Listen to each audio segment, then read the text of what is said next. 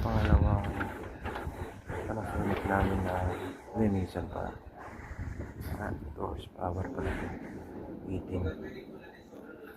Yan. Tapos nakabit dun sa kabila. Yan. Yan yung linisan namin ulit. Ano yung pangalawang linis namin na Panasonic? May alin ka ba? Ha? Alin? Ah. Alam mo? Ito na yung nalinis yung evaporator. Malinis na. Malinis na yung likod niya. Kasi madudukot mo na itong likod. Yung lock kasi dito. Tatanggalin yung lock para may angat yung cover na to.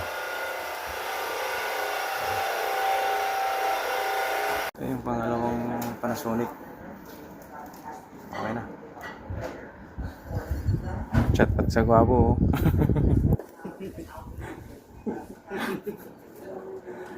Okay na, goods.